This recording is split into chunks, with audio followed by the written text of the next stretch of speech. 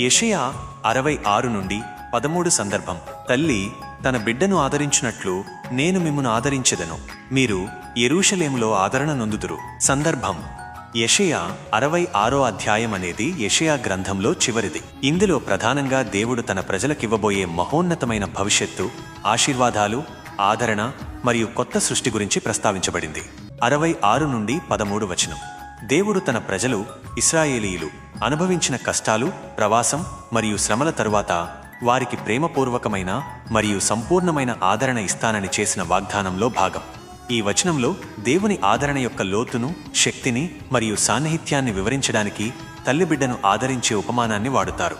తల్లి ప్రేమ ఎంత స్వచ్ఛమైనదో, త్యాగపూరితమైనదో మరియు ఓదార్పునిచ్చేదో, దేవుని ప్రేమ, ఆదరణ అంతకంటే గొప్పదని చెప్పడం దీని ముఖ్య ఉద్దేశం.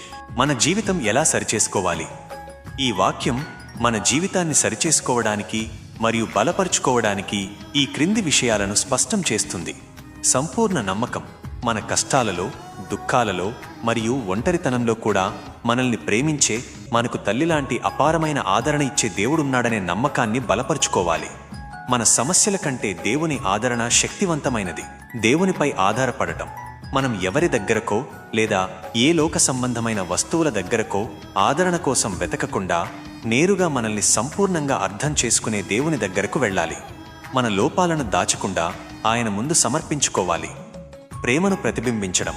దేవుడు మనకు చూపించిన నిస్వార్థమైన, ఆదరించే ప్రేమను మనం కూడా మన చుట్టూ ఉన్న ఇతరులకు, ముఖ్యంగా కష్టాల్లో ఉన్నవారికి చూపాలి.